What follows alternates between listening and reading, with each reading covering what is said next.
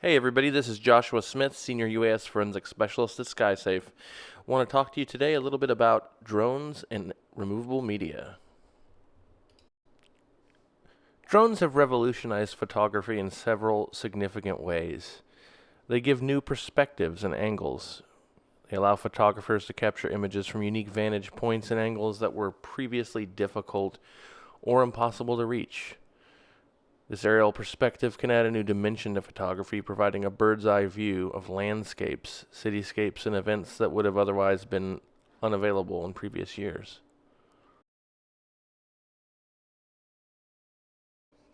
Onboard storage versus removable media. When it comes to drones, you have two different storage form factors. You have the onboard storage, as pictured here, with an eMMC chip on a board inside of a Mavic drone, and you have the SD card. The micro SD card, as pictured here, is easily insertable into many different types of drones. It can be easily transferred between the drone and a computer. Micro SD cards come in a variety of sizes. I've even seen them up to 2 terabytes. They typically come formatted in exFAT format, which makes them universal and easily readable by different types of operating systems. When working with removable media, it's extremely important that you use a write blocker. Using a write blocker prevents your forensic computer from making any writes or changes to your target media. It protects the target media and allows you to make a forensic image which is forensically sound and sterile without making any changes to the evidence. Pictured here is a forensic card reader. Write blockers come in many shapes and sizes. Now that we have our write blocker connected, we're going to go ahead and use FTK Imager to make a forensic image of this SD card. Once you have FTK Imager up, you're going to select File, Create Disk Image, and we're going to do a physical drive. You always want to try to get a physical image of your device. And we're going to go ahead and drop down and select our inserted micro SD card. It's a 32 gigabyte micro SD card. We'll go ahead and select that. And what we need to do is select an image destination. So we're essentially going to point FTK Imager at a folder that we've created. And we're going to select the forensic image type, which is an EO1 image. We'll go ahead and enter some basic case information here. It's always good to keep your notes updated here and keep things very clear and easily readable. Provide a unique description of your evidence there. We'll call it 32 gigabyte micro SD card. It's best to be as plain and just straightforward in any descriptions you're using when you describe your evidence. So I'm going to put here in the notes recovered from Mavic 3.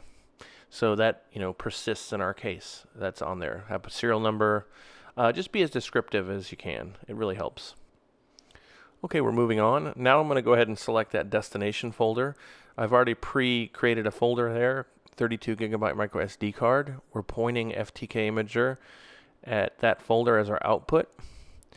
And I'll go ahead and give the actual file name of the E01 file that's going to be outputted. We'll call it 32 gigabyte micro SD. Very descriptive. And then what I'm going to do is turn my image fragment size to 0. That's a personal preference. I just like to do that, have it as one EO1 file instead of many.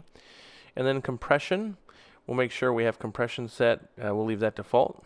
We want to pre-calculate our progress and then also verify our extraction. So we went ahead and kicked it off, and let's go ahead and see what it looks like. Okay, we've kicked off FTK Imager and it's going through the process. We'll skip forward here a little bit.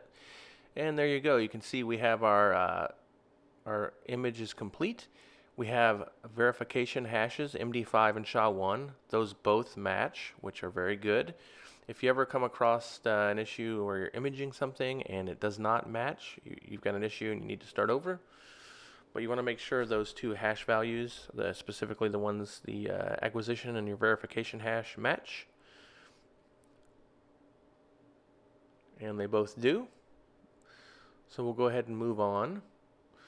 And what happens is, if we go to that folder where I've pointed FTK Imager to store my drive, we've got our image. We have the EO1 and we have some additional files. We have a text file and a CSV. So the text file is just another snapshot of your image. It's kind of some notes on what was done. It gives you some of that case information up top, and then information about the drive itself, to include sizes and also the hash values again. So you have that nice text file available to you. You can put it in your case file. And now what we're going to do is we're going to use a free tool called Arsenal Image Mounter, and we're going to mount that E01 file and look at our pictures.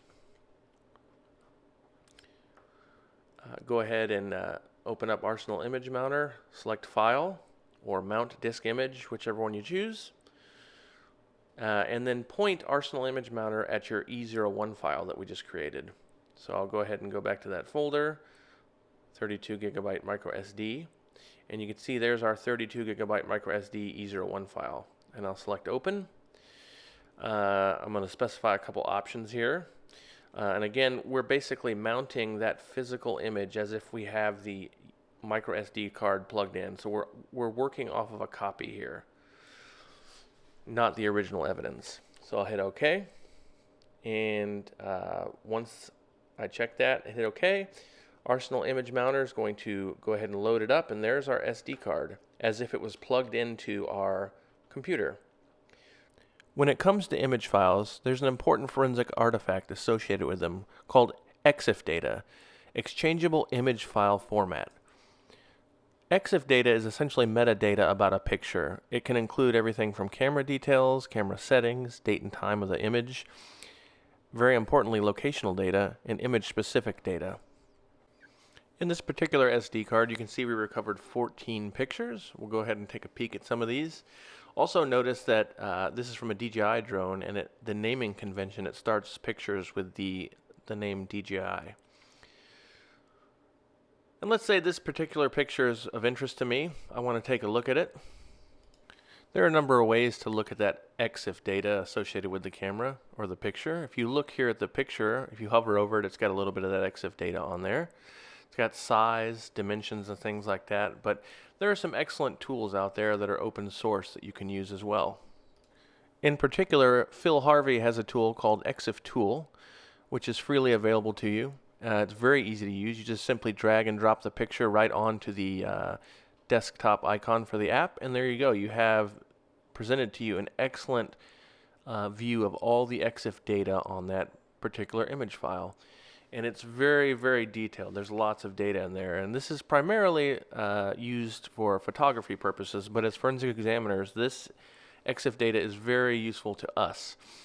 You can look and find locational data. You can find serial numbers, date and time stamps, of course, but there's a whole host of different bits of information on here associated with this EXIF data.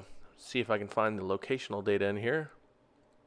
If I scroll around a little bit, I'll be able to find a latitude and longitude for you.